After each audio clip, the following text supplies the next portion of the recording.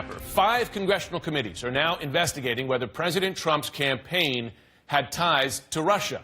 But the most serious seems to be the one underway by the Senate Intelligence Committee. The director of the FBI, James Comey, gave its members a classified briefing on Friday from which the senators emerged serious and tight-lipped. So what new information has the Senate learned? I'm joined now by Democratic Senator of New Jersey. He is Robert Menendez. Senator Menendez, thanks very much for joining us this Sunday.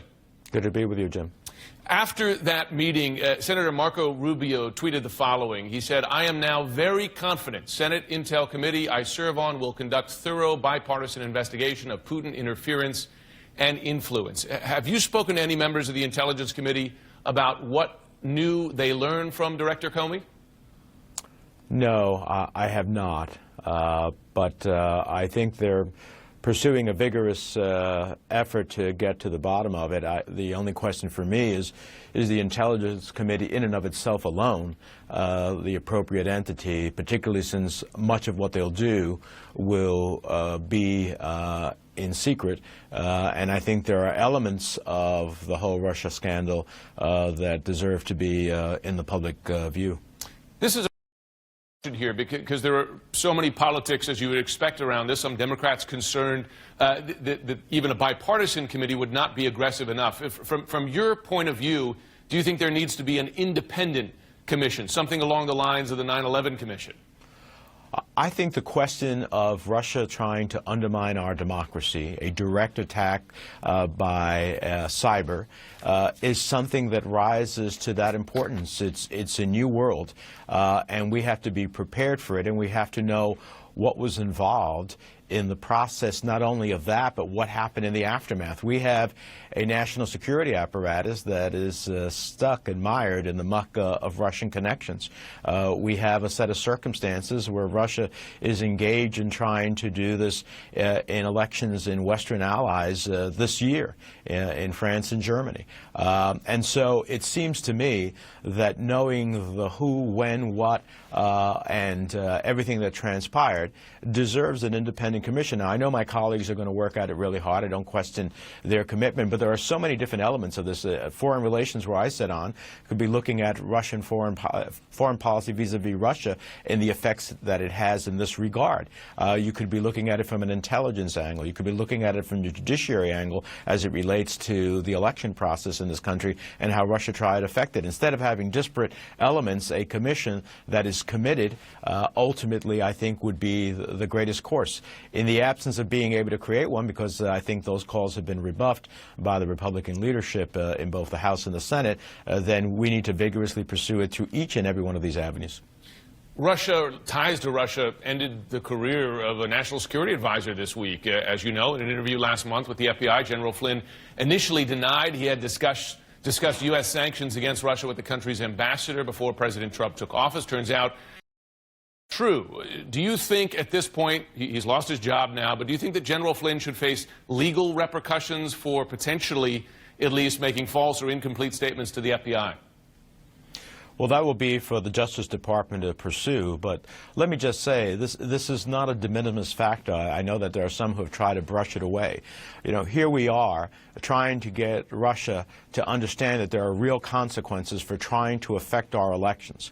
And I know that President Trump doesn't want to hear that, but it's not a question of whether they succeeded in affecting our elections or not. The question is the mere effort of Russia through cyber attacks and engagement trying to affect our elections should be an issue of outrage for every citizen from the president on down. And also, we're trying to get Russia to observe the international order, which means stop invading countries like Ukraine, stop indiscriminately bombing civilians in Aleppo. And you can't get them back into the international order if there's a wink or a nod that says don't worry about the sanctions. So this is incredibly important. And I know that the president is focused on talking about the lying press, but he should worry about those in his national security apparatus that lied to him.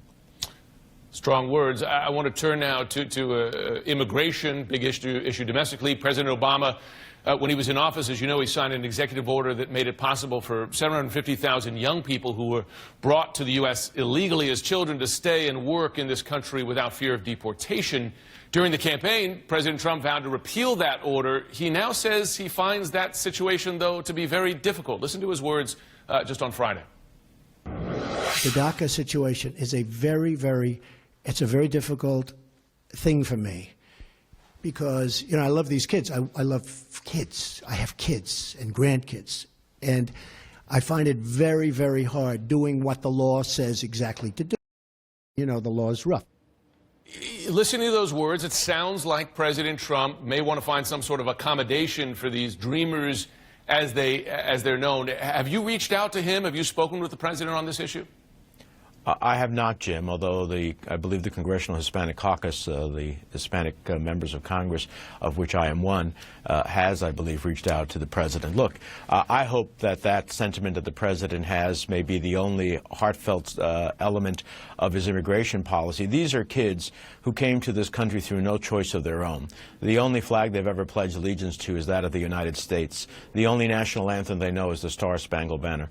The reality is they're some of our greatest students, valedictorians, salutatorians in their schools and colleges. So we need to take advantage of their human intellect and capacity to help America. So I hope the president is committed to that, and certainly if he is, we're willing to work with him. But I am concerned about his broader immigration policy. The latest reports that I've read of what is being proposed, and in essence is a mass deportation effort where you indiscriminately pursue any immigrant, not criminal immigrants, which I certainly support the deportation of, but ultimately anyone who is found in an undocumented status would ultimately be apprehended and deported with due process totally eroded under the proposals that I'm hearing about. And that's not only going to lead to massive deportations, they're going to affect every element of our society and our economic sector as well.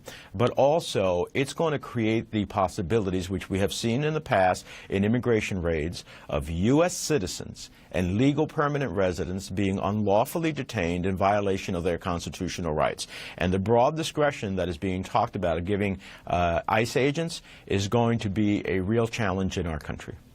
Senator Menendez, thanks very much for joining us this Sunday.